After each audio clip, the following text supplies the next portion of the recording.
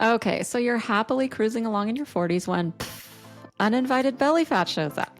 Then brain fog makes you forget what you're saying mid sentence. Yeah, good thing I'm reading from a script right now. And sleep starts ghosting you at 3 a.m. I mean, WTF. All of this is precisely why I invited Barbara Sobel to join me on the pod today. She is a board certified nutritionist who helps midlife women cut through the noise, and oh my God, there's so much noise, and figure out what actually works. In this episode, we're talking simple, doable shifts that can steady your blood sugar, make protein less confusing, help with the belly, and yes, help you sleep like a man again. Obviously, I'm not going to say baby. They wake up stressed out too. Hello, my friend, and welcome to the Belong Wellness Podcast. I am your host, Jessica Long. I am a health coach specializing in perimenopause, a longtime fitness instructor, mama of two littles, and a wife. If you are a midlife woman wondering what the actual F is going on with your hormones, your emotions, your relationships, your career, and your life in general, then you belong here. Join me each week as I share my own personal stories of how I navigate this wild stage of life. I also bring in experts and fellow badass midlifers to share their incredible stories of career pivots, managing relationships, parenting, living a healthy lifestyle, and much more. So listen, if midlife has you feeling like you're just not yourself anymore and alone in the chaos, this podcast is for you. Grab your giant water bottle, snap on your weighted vest, and let's get to it. Before we jump into today's episode, just a quick reminder that I am not a licensed medical care provider and do not provide medical services or advice. The information shared in this podcast is meant to be educational, not prescriptive. Please consult your medical doctor before making any changes to your diet or lifestyle. Also, the opinions of guests on this show do not necessarily reflect the opinions of Jessica or anyone affiliated with Belong Wellness. Barbara, thanks so much for coming on the show today to share just a little bit of your infinite wisdom with us when it comes to all things midlife nutrition. I'm so excited to be here. I'm looking forward to this. Oh, you have so much to share with us. I can tell. I can feel it. Let's jump right into the good stuff. So many of us listening, myself included, we're in our 40s and all of a sudden our bodies are different. Like for me personally, I look in the mirror, it just doesn't look like my body. I put on my clothes, it doesn't feel like my body. We're not sleeping well. We have brain fog, anxiety, the list goes on. So I know that every body is different. So of course there's an individual approach for everyone based on their symptoms and their health histories. But is there some general nutrition advice that you can give to women in perimenopause that's maybe different than what we hear all the time and kind of already know, which is avoid processed foods, minimize sugar, minimize alcohol? What do you have for us? Yeah, so it's a really good question. We are all different. So I think that, and our bodies are changing. And I think the first thing we need to do is just acknowledge it's not bad, it's just different. And we need to figure out a new way to nourish our body so that we can really feel good as we age. And this is a long process. So things are going to change even between perimenopause and menopause and beyond. So thinking about how food feels in our body, things that we've always taken for granted, our same breakfast that we always grab, whatever, toast and peanut butter, it may not be what's really fueling us anymore. So being open to experimenting, I think really makes a difference during this period of time. The Mediterranean diet is the right diet with all the research behind it. And it's a little complicated because it's not a set rule. It's sort of a pyramid with a lot of different things, and different countries in different regions of the Mediterranean eat different foods. So what does that really even mean? But it's really eating a lot of colorful plant foods, proteins, whole foods, and limiting processed foods. So I think something that's really important is looking at our nutrient density of our food and then looking to see if that works for us. So as our bodies change, maybe, a dairy is just an example of something that people often don't react well to as they get to be adults. And that might be something to try taking out for a little bit and then putting back in and seeing if that makes a difference. Why does that change for adults? I've been allergic to milk since I was 7, or maybe before, but that's when we figured it out. So I didn't realize that some adults, are they developing allergies or More intolerances, or what's happening? intolerances, sensitivities to it. Yeah, yeah. And why is that? Is that due to the other inflammation that's happening in our body at the time? It's a good question. I think some of it is due to inflammation, and some of it, like some of our cultures, we didn't grow up with that. We had breast milk as babies, and then we never had it again. So, evolutionarily, our bodies are not quite caught up. And there's lots of different sort of cultures like that. I'm so glad you said that because I think about that all the time from my own personal standpoint. I'm like, actually, this makes sense because were my ancestors drinking cow milk? Probably not, they might have been, right? I don't But know. that's why it's so hard to say a general, this is the perfect food for this age group, right? Because we're different. Yeah. And so I kind of like the idea that the Mediterranean diet is a little fluid and it's not so specific. And I know some people love the specificity because they just want to do what they're told. No, that's a real thing. So Yeah. I know even with an anti-inflammatory diet where someone has like an autoimmune condition or achy joints or something, I feel like the more possible variety you have and the less rules, the better. But there are a lot of people that like to know, okay, what's my parameters? And I think what happens is that we get stuck in externally created parameters. And really what we could do is we can make the parameters whatever we want. And I think there's a really good example. Mark Bittman, who writes cookbooks and used to be with the New York Times, wrote this cookbook years ago. It's called Vegan Before 6. And he was a restaurant critic in New York. He had a lot of health issues and he wanted to figure out how to go eat in restaurants for dinner, but still be healthy during the day.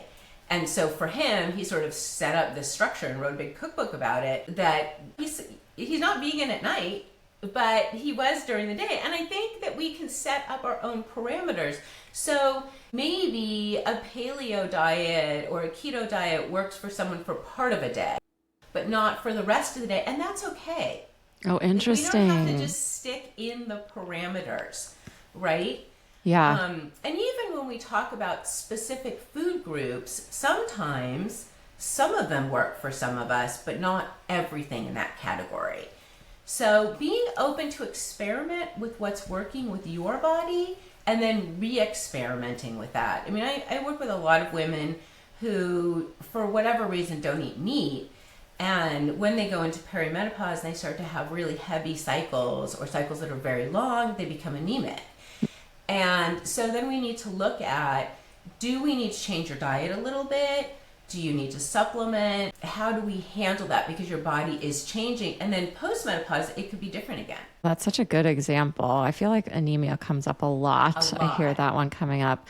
Yeah. And your permission to us to change the rules to meet our needs, which I love that. That's so interesting. I haven't thought about it that way before, but I know there are people that just love to be told what to do. And I do appreciate I don't want to think about food all the time because that's counterproductive. Like the whole point is I want the food to fuel me. Right. And that so I can do the things I love to do. I don't want to be thinking about food all the time. So for that person who might fall in the general category of the Mediterranean diet working well for them, what would you suggest so that they don't have to constantly think about it? So I it? like to use a plate analogy because it's visual. A quarter of your plate of protein, a half your plate of non-starchy vegetables, and then the last quarter, something that is a complex carbohydrate. So that could be beans and legumes, whole grains, fruit, whatever. And I usually give people a little leeway at breakfast. If you're eating an omelet, it's easy to get vegetables. If you're having yogurt and fruit and nuts and some oats in there or something, it's no one really wants to put vegetables in there. That's okay. Let's do the dinner, in the lunch and dinner as that formula. And it's going to give you a lot of fiber, a lot of different nutrients and vitamins. It's going to give you your protein. It's going to fill you up. It's going to keep you satiated.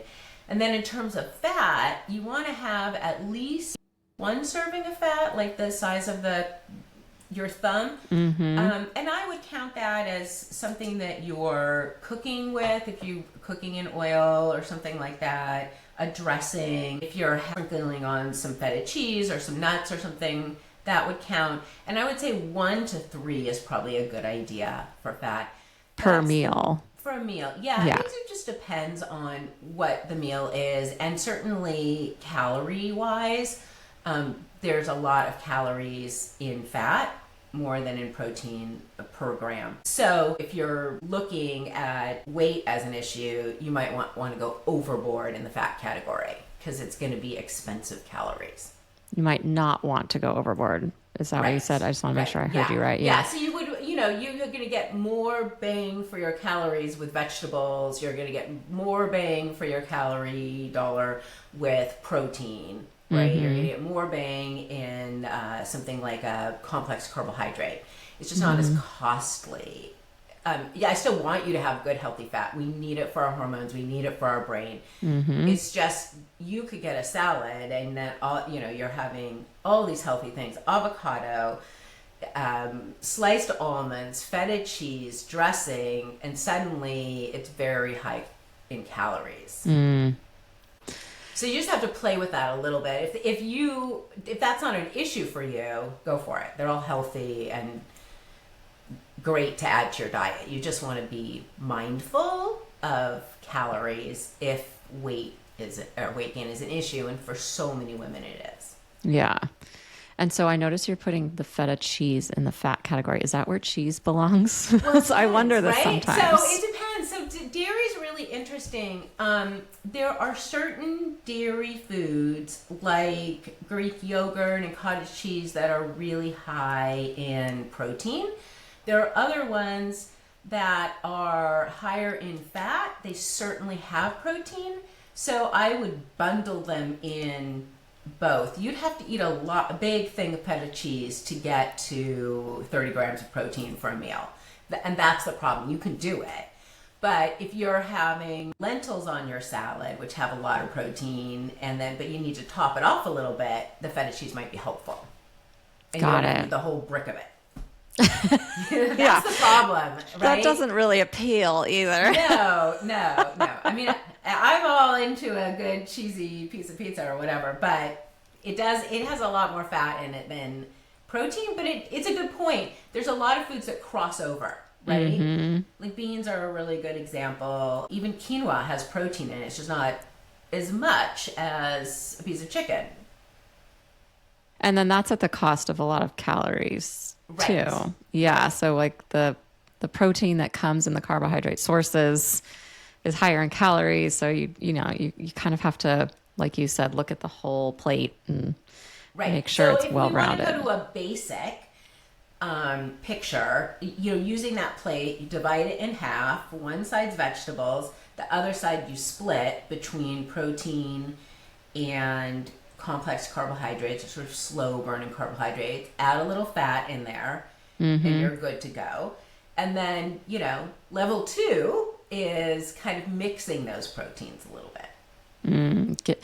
Yeah. Okay. So that's like AP midlife nutrition. Okay. Except that's how we all want to eat, right? Well, no yeah. one wants to just eat a piece of chicken or a piece of salmon. We don't cook that way. We enjoy food. It's social. It makes us feel good. It's delicious. Like no one wants to eat in that bracket. So I usually recommend that people just pencil it out once or twice. Once you know that what you like how much protein is in it, how much, if it fits in your calorie targets, you're good to go. You always know it. It's not going to change. Yeah, I would say it kind of becomes a habit because I like to do the plate reference too. I remember learning that in my health coaching school, and I found that to be so helpful because, like you said, it's visual and it's simple, and I'm not measuring anything and I'm not counting anything. Right, and you can do it when you go out to dinner. Exactly, you can do it anywhere, and then it just becomes second nature. So I don't even think about it. I just look and see, does this look about balanced? And sometimes the answer is no, and that's okay too. That's but totally okay. it's information, and I know that that's the choice I'm making for that particular meal. But let's talk a little more about protein, because that's come up a couple times. How much do you think midlife women should be eating? Because we're hearing everywhere it's got to be a minimum of 100 grams. And to be upfront, disclaimer, I take some issue with that just from my own personal experience, but I'd love to hear what your advice is. Yeah, I mean, I think I've seen things from 100 grams as a minimum all the way up to 1 pound per gram of ideal body weight, which could be a lot of protein. And I think that's really hard for women. I like to look at the context of what is happening in the whole body. Is your blood sugar balanced? Are you, what's your muscle ratio of muscle and fat? Are your bones healthy? So I like to use the 100 grams as a kind of a base to start, and then let's see how your body performs, and if you are thriving at that, and then we can adjust. If you have issues with blood sugar balance, you might need a little bit more protein. If your goal is to build more muscle and bone because you just went and had a DEXA scan and you're osteopenic or something, you really want to build it up, you might need more protein. If you are coming off of an illness or a surgery, you're going to need more protein. So, and I also think it depends on how does it feel in your body. I still want people to be getting a lot of colorful plant foods in their diet. That's where we get all these nutrients, we get vitamins, we get fiber, and I don't want to do protein at the expense of all of those things as well. Which is kind of keto-ish, or is that not right? Like some of those diets that are just so high in protein at the expense keto's really of high in fat, although it doesn't have a lot of vegetables and things like that. Yeah. So, I mean, I think that's so important for just our general nutrition, certainly for inflammation. The more variety we get, there's all these nutrients in plants and they all interact with each other. We don't even know all the ways. It's fascinating. Certainly in ancient wisdom, they had a much better idea than we do now, but we know we need them. We know we need those vitamins. We know we need that fiber. 100%. Fiber is our friend. Fiber is our friend in so many ways. Yeah. And yet there's a lot of people that fiber makes them feel uncomfortable. Right. I mean, I know you have to be careful and kind of dial it in and get it right. And that could also be whether it's raw or cooked, right? So I know I had issues with that 15 years ago. Eating too many raw vegetables for lunch every day caused so much GI distress every day. And it took me a while to figure it out. I actually ended up meeting with a friend of mine who was currently in nutrition school and had to, for her school, partner up with someone and have that person do a food journal. And so she worked with me and she helped me uncover that. And it changed everything for me to eat cooked food or just find the right balance. Oh, a raw diet, that's got to be more healthy. Well, it doesn't always work, right? That's where we have to trust our body. And certainly in the summer, maybe raw things might feel better in your body. In the winter, I always tell people, go with what feels good. If a salad doesn't feel good, cook up your vegetables. Yeah. Oh, now you're sounding like the Ayurveda expert I just interviewed. I love this. It's all coming full circle. It's all full circle. You can tell I went to nutrition school, right? Oh, yeah. I love it. So you mentioned if you're having issues with blood sugar, you might need more protein. And I know that's pretty common in midlife for women who've never had blood sugar issues to all of a sudden have their lab works come back showing pre-diabetic or also high cholesterol levels. So if someone listening is experiencing that, what's your advice for her besides maybe upping your protein? Well, I think I have a couple things to talk about. One, that's a warning sign. So there's opportunity to make changes. It's not a diabetes diagnosis, so it's really an opportunity to start playing. I love when my clients will put on a continuous glucose monitor because we can talk theoretically what happens with foods in our body, but when we see how we actually react to a food, it makes a huge difference. So really anchoring a meal in protein, a lot of fiber, it'll help keep our blood sugar more stable. But we can react differently to things that we think should be okay. And this is an example that happened to me. I put on a continuous glucose monitor. I had the same thing. My blood sugar, after I went through menopause, started ticking up a little bit. I was like, what is going on? For me, sweet potatoes raise my blood sugar, even if I eat a whole meal with protein and vegetables and fat and everything, more than regular potatoes. And with my nutrition hat, I would think, well, sweet potatoes are more healthy for you. They have more color, they're more fiber, they have more vitamins, they're just going to be healthier. In terms of blood sugar, for me, not so much. So it doesn't mean I don't have them. I'm just a little more careful about my portion size. And I'll make sure that I really have a good protein with it to help balance it. And then I might do some lifestyle things, like go for a walk afterwards or move around or do something. I try not to just get on the couch right afterwards. So I think it's really interesting because we have this technology. It's not very expensive.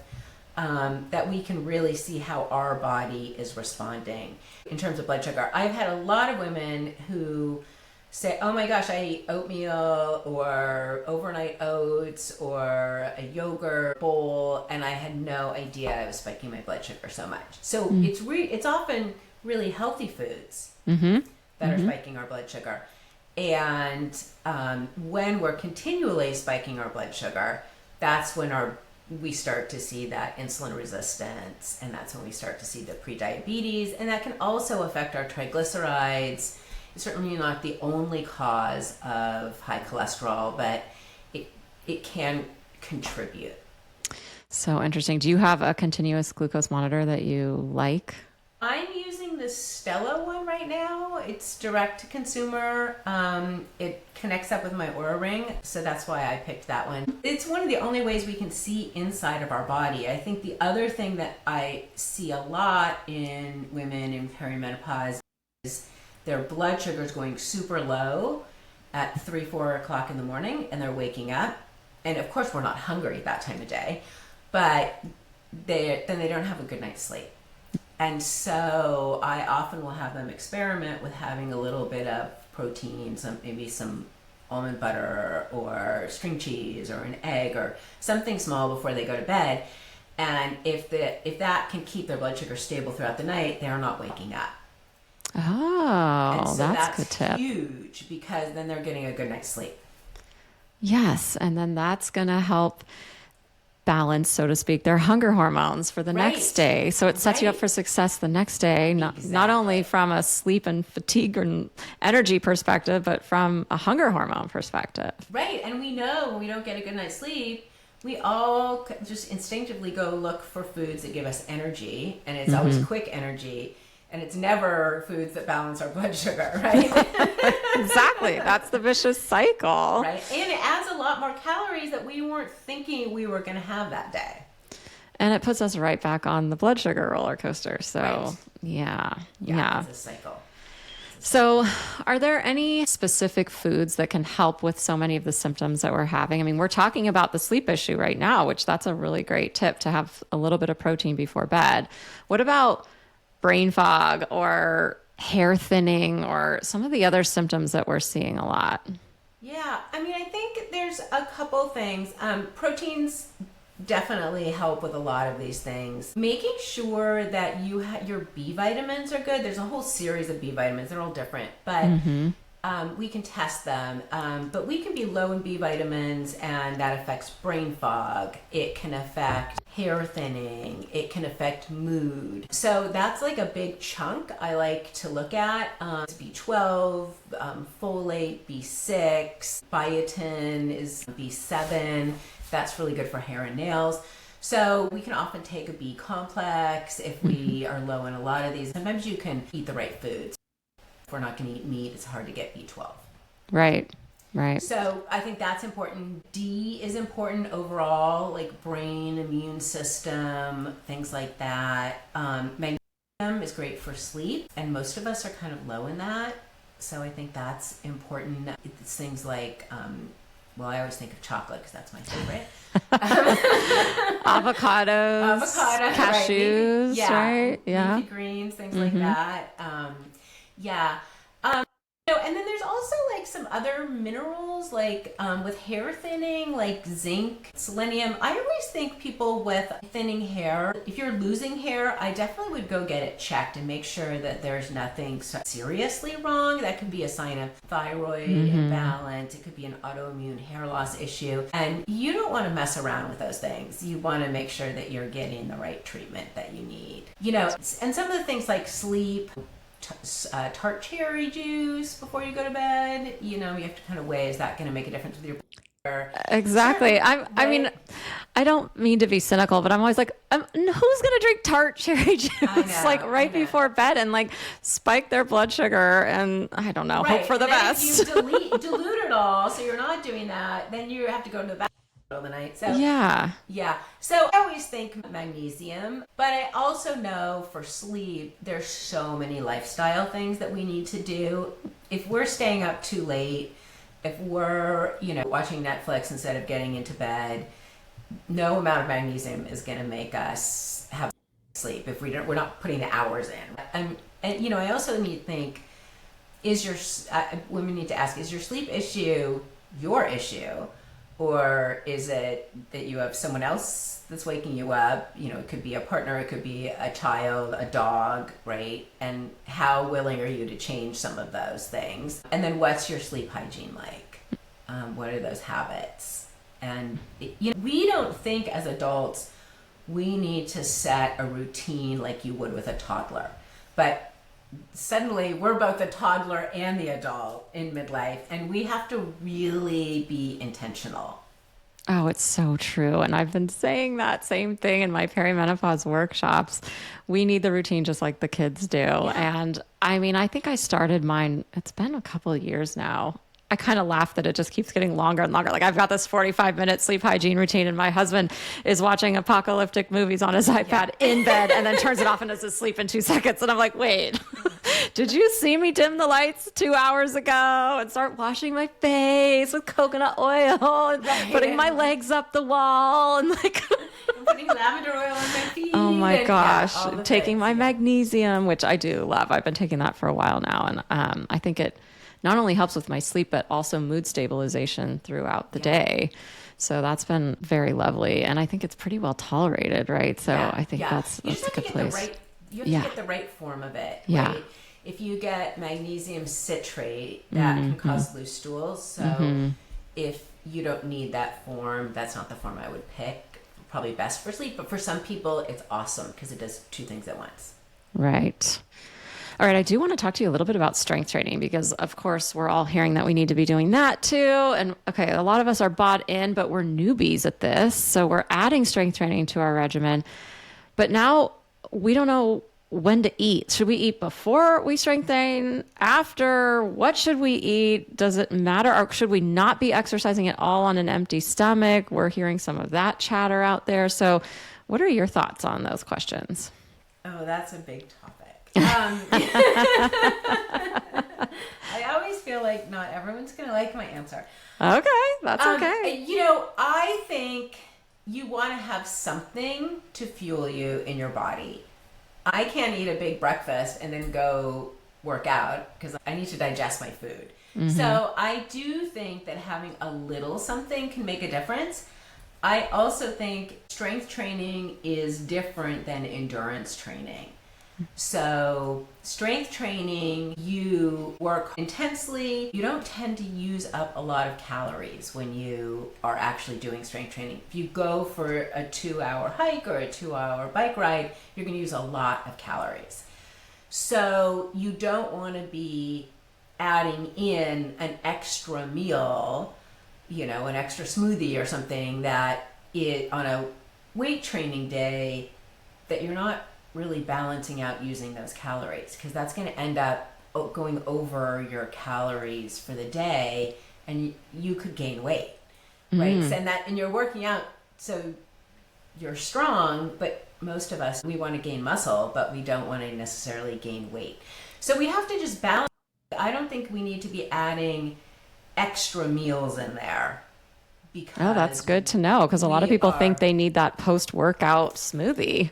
right. But let's look at it in the context of the day. So if you do a big workout or a big run or a big hike, you're going to be hungry. You've used up all of your calories. You need to go eat. You want to eat protein at your next meal when you've worked out. But if you work out in the morning, you might have a small bit of your breakfast or a little something, half an apple and some almond butter or something. Get through your workout, and then you'd eat your breakfast. So you don't necessarily need to have an extra meal in there, right? You're just breaking it up. You're breaking it up. And if you exercise mid-morning, well, you're pretty close to lunch. Just eat lunch. A lot of people work out after work, so they've eaten lunch at noon. If they're going to go work out at 5, that's a long period of time. They definitely want to have a snack in there. And I would go for something that was a little higher in protein to fuel them. And then they'll have dinner afterwards. Okay. All Does that good make to sense? know. So Yeah. most midlife women are not trying to bodybuild and put on more mass. We're trying to make our mass stronger. Exactly. Yeah. And I think in that case that you were mentioning, like if someone is adding in the post-workout smoothie thinking they need it after strength training and then gaining more mass that they don't want to be gaining, they blame the strength training instead of Right. realizing that it's actually the added calories that are the problem, not the strength training. Right. Yeah. So interesting. Yeah. So we need to look strategic our day and see what our activity is going to be and how can we split things up a little bit. I do want to chat a little bit more about the belly weight thing because this is just such an issue for so many of us. Can you talk a little bit about the root cause of it and why does it feel like it comes on overnight? Yeah. I think it's got several root causes. Our estrogens are declining, and I think that is a huge driver. We tend to be in a more stressful period of life. We have more responsibilities, especially in perimenopause. So stress, especially when we're not managing it well, increases our cortisol, and if we're not helping decrease it, that tends to increase our insulin, and that tends to increase our middle belly weight gain. Same thing with blood sugar. We talked about that a little bit before with insulin resistance, and if our blood sugar is not handling things as well, that's where we start to gain weight in our midsection. Naturally, we lose a little bit of muscle unless we're really working hard. Lower muscle mass, lower calorie burn when we're at rest. So there's that. Some of us are not quite as active. I saw that happen in my life when I didn't have little kids that I was always running around after and playing with. I just would sit at my desk more. So a little bit less activity. Oftentimes we see more inflammation that can lead to weight gain. And we see, it's very interesting, in menopause, our microbiome changes to be more like that of men. And that's where men gain weight around their middle. So that's another thing. Oh, so many factors. I know. So I wish I could say it's one thing, right? Take your estrogen and you won't have it. It's not that easy. It's a little more complicated. And it's because our bodies are more complicated, right? Yeah. So is there some change we can be making with our diet that can move the needle at all for us here? Yeah. There's diet and there's lifestyle. If I could emphasize one thing, it'd be getting sleep and managing stress, and then really looking at your diet. Are you eating things that are supporting you? So are you balancing your blood sugar? For me, I had to go through a period of time where I had to give up coffee, which is like my only reason for getting up in the morning during perimenopause, but I was able to bring it back. But just being to look at things, is alcohol serving you? Look for hidden sugars in things. It's easy to say, okay, I'm not going to have a cookie. I don't want to have added sugar. But if there's added sugar in a lot of your foods that you think are healthy, salad dressing, soup, crackers, nut butters. Nut butter. Yeah. Let's pull that out. because that's easy. All you have to do is read the label once, right? And let's get those things out, and that can help balance your blood sugar. Sauces are another place. You can have super healthy dinner, but if you put a sauce on it that has a lot of sugar, your blood sugar is going to spike, and you did everything right. So it's complicated. I think it's a this and type of approach that we need to take. Yeah, no, I would agree with all of that. I think too, like you, I totally agree that sleep is the first place to start. Yeah. If you're feeling a lot of these symptoms that we've been talking about, managing stress, hugely important, which can also help you sleep better. Because then once you're rested, it's so much easier to take better care of yourself. We talked about this earlier. It's better to make easier food choices. You're going to have more energy to get your workout in. So starting there, if you don't know where to start, is always a good place. So start with the sleep hygiene and maybe magnesium if you talk to your doctor and that's right for you. So if we do make these lifestyle and nutrition changes, how quickly is it realistic to expect to notice some changes in ourselves? So some things are really quick. Some things can take a couple weeks to figure out. If your blood sugar is not balanced and you balance it and you sleep through the night, you're going to notice it right away. If you switch up your breakfast and you add more protein and you realize you went all the way till dinner and you were not snacking all afternoon, or you had more energy, you're going to notice it right away. Joint pain or brain fog or something like that, or hair thinning, that's going to take a while to figure out. Yeah. Right? So, I mean, I always think 2 weeks is a good time to assess anything, and 4 weeks you can really see changes. So I do like a 2-week check-in, and then to see if something's really working, if we think it is, and then I look again at 4 weeks. Okay. But good something like hair and skin, that could take much longer. Makes sense. And it's good to have realistic expectations. Right. And it so depends on what you're looking for, right? Right. Totally. Yeah. So some things can be right away. That's good. And maybe we should kind of work on some of those, the low-hanging fruit that could have a quick hit, because then you get motivated. It gives you the confidence and it makes you want to continue to make improvements in your life. So there's psychology there too. There is. It's mindset. Yeah. And we have to, there we are being the adult in the room for ourselves. Yeah, we need to be that for ourselves, not just our kids. If there's one nutrition principle you could leave with all of us listening today to help us, what would it be? Yeah, I mean, I think the most important thing is making friends with your body and knowing it's going to change. And we forget to appreciate it for all it does for us and all the processes that go on. And so I really like to look at nutrition as a series of experiments and coming into it with an open mind. Let's see what happens. Let's go with our results for now, and we can re-experiment again, and maybe that will change. I love that approach, because then you can come in a little more neutral without being married to the outcome that you want, looking at it more like a detective or a scientist. And what is this uncovering? What is the data that I'm seeing? And trying to be a little more neutral when you're analyzing that. That would help. It's really hard when so many things are changing and then we have to give up our favorite foods. Yeah. Right? I don't want to be that bearer. And it doesn't mean it's always forever either. True. You said you had to give up coffee for a little bit and now you can have it again. I sort of wonder that about wine for myself. I'm like, will it ever come back? Maybe when I'm postmenopausal, I'll be able to handle it again. I don't know. For now it's a no-go.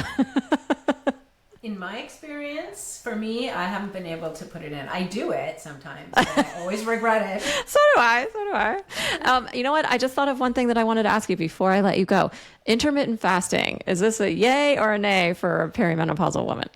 So I find it really challenging to get enough good, healthy food if we're cutting out one of our meals a day. If you're just squishing your eating window a little bit and you're still having 3 meals or 2 good meals and a really good intentional mini meal snack, I think you can do it. So I'm not a big fan of one meal a day for perimenopausal women or these super long intermittent fasts. But I do think most of us can do 12 hours, 14 hours. But when we get into the 16-hour, sometimes women will overeat at that first meal or the second meal of the day. And that's not really helping our goals either. Mm-hmm. So we need to look at it the big picture. And if we are trying to put some muscle on, it's hard to do that if we're eating a really compressed window. Right. And it's hard enough for most of us to get the protein that we think we need in 3 meals. And so then if you're cutting that back, or even if you're still having 3 meals, but even in that shorter window, it's really hard to eat, let's say 100 grams of protein in 8 hours versus 12 hours. It's hard enough in 12. So it keeps you satiated, so you're not hungry in 2 or 3 hours. So right, I think it gets exactly. really challenging. Okay, well, so everybody's individual. You would have to be your own detective and try it out for yourself, but know that it does add some challenges to some of the other goals that we have at this stage. Yeah. Barb, thank you so much for coming on the show today. Where can everyone find you and connect with you if they want to work with you? Oh, great. I loved being here. I'm on Instagram at Barbara Sobel _nutrition. And then my website is barbsobel.com. And you work one-on-one, virtually and in person? Yes, just virtually. Just virtually? Just virtually. Fantastic. And sometimes I do groups, so. Oh, fun. Yeah. Okay, cool. Well, I will put your contact information in the show notes for everyone. And thank you so much. This has been so helpful to hear from the golden goddess, Barb Sobel. Thank you so much. Thanks for coming on. Thanks for doing this. Okay, let's do a quick recap of what we just learned from Barb. First, nutrition in midlife is not about rigid rules. It's about experimenting and listening to your body. Second, balancing your plate with protein, colorful plants, and healthy fats is a game changer for energy, blood sugar, and hormones. And third, sleep and stress matter just as much as food when it comes to belly fat, brain fog, and feeling your best. If you don't know where to start by cleaning up your sleep hygiene. And if you want some help with that, listen to episode 14, where I share 5 tips that improved my sleep in perimenopause. If this episode helped you, the best way you can thank me is by leaving a 5-star rating and review wherever you listen. It makes such a difference in helping other smart and sassy midlife women just like you find this show. Thanks so much for tuning in, and I'll see you next week.